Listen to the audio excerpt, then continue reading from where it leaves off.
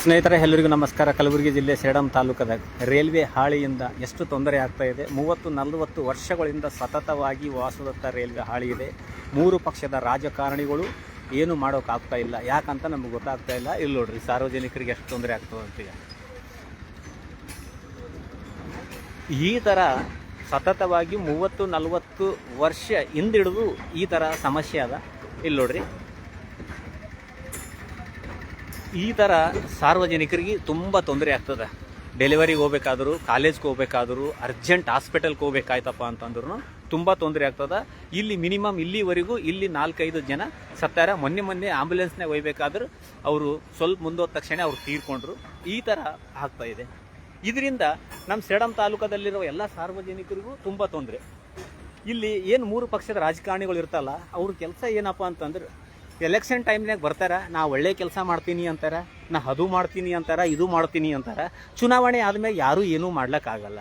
ಮನಸ್ಸು ಮಾಡಿದ್ರೆ ಈ ಟ್ರಕ್ ತೆಗಿಯೋದು ಯಾವ ದೊಡ್ಡ ವಿಷಯನೇ ಇಲ್ಲ. ಅವರು ಮನಸ್ಸು ಮಾಡಿದ್ರಪ್ಪ ಅಂತಂದ್ರೆ ಆರಾಮಾಗಿ ತೆಗಿಬೋದು.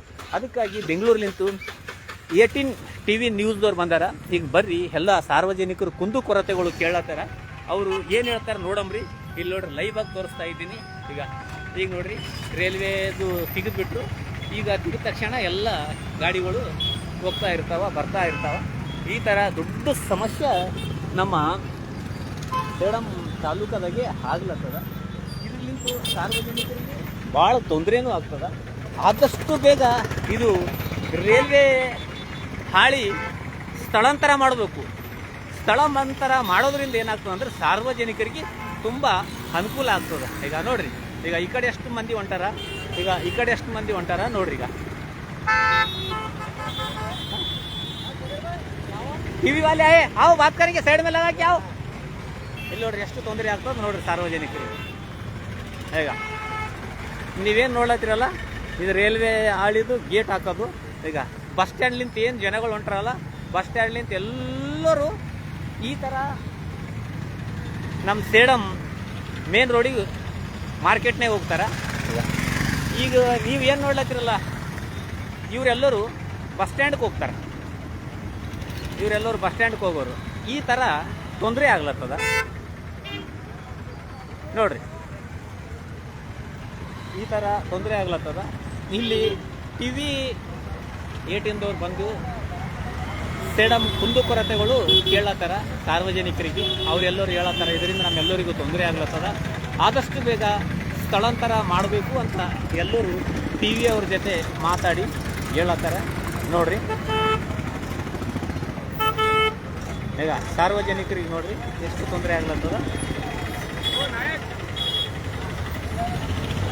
ಏನು ಕೆಲಸ ಲೈನ್ ನಿಂತಾರೆ ನೋಡ್ರಿ. ಇಷ್ಟು ಬರೀ ನಮಸ್ಕಾರ ಸರ್. 5 ಇಲ್ಲ 10 ನಿಮಿಷ ರೈಲ್ ಗೇಟ್ ಹಾಕಿದ್ರಪ್ಪ ಅಂದ್ರೆ ಸಾರ್ವಜನಿಕರಿಗೆ ಎಷ್ಟು ತೊಂದರೆ ಆಗ್ಲತ್ತದ ನೋಡ್ರಿ. ನೀವು ಎಷ್ಟು ಗಾಡಿಗಳು ಹೊಂಟಾವ ನೋಡ್ರಿ.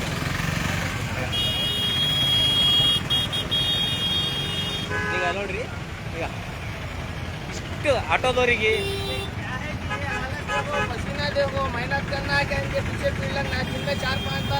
ಅದ್ರ ಸಲಕ್ಕಾಗಿ ಪಟ್ರಿ ತೆಗಿಬೇಕಂತ ಮಾಡ್ಲತ್ತೀವಿ.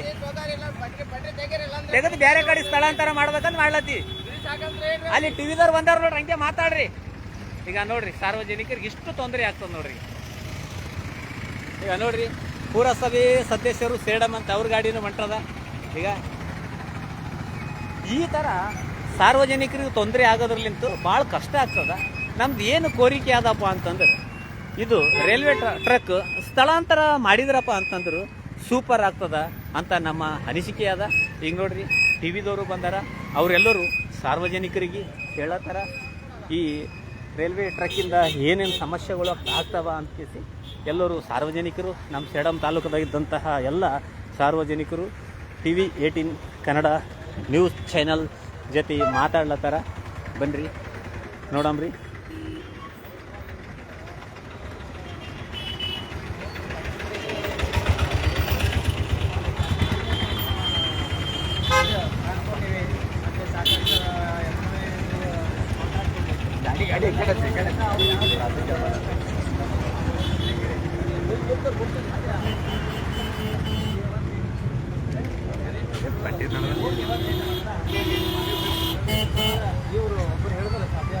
ಇದು 20-25 ವರ್ಷ ಹಿಂದೆ ಒಬ್ಬರು ಚೆನ್ನಯ್ಯ ಸ್ವಾಮಿ ವೆಂಕಟಯ್ಯ ಸ್ವಾಮಿ ಅವ್ರ ಮಗ ಈ ಗೇಟ್ ಇರೋದ್ರೆ ಸತ್ತರು. ಗೇಟ್ ಇರಲಿಲ್ಲ ಅಂದರೆ ಉಳಿತಿದ್ರು. ಮತ್ತು ಈಗ ಸಾರ್ವಜನಿಕರಿಗೆ ಖಾಲಿ ಗೇಟ್ ಒಂದೇ ಸಮಸ್ಯೆ ಇಲ್ಲ, ಅಸ್ತಮಾ ಪೇಷಂಟ್ಗಳು ಸಾಮಾನ್ಯವಾಗಿ ಯಾರಾದರೂ ಎಕ್ಸ್ಪರ್ಟ್ ಡಾಕ್ಟರ್ಗೆ ನೀವು ಕನ್ಸಲ್ಟ್ ಮಾಡಿದರೆ ಅಸ್ತಮಾ ಫ್ಯಾಕ್ಟ್ರಿ ಬಿಫೋರ್ ಫ್ಯಾಕ್ಟ್ರಿ ಎಸ್ಟಾಬ್ಲಿಷ್ ಆಗೋಕ್ಕಿಂತ ಮುಂಚೆ ಎಷ್ಟಿತ್ತು, ಈಗ ಎಷ್ಟು ಪ್ರಮಾಣದ ಇದೆ, ಅದಕ್ಕೆ ಸಂಬಂಧಪಟ್ಟ ಇಲಾಖೆಗಳಲ್ಲಿ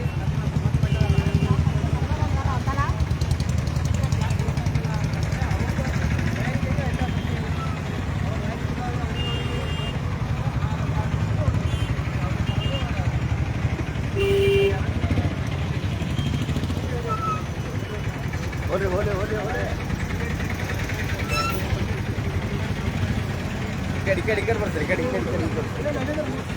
జామ్ ಆಗ್ತದೆ ಸರ್, ರೋಡ್ ಜಾಮ್ ಆಗ್ತದೆ.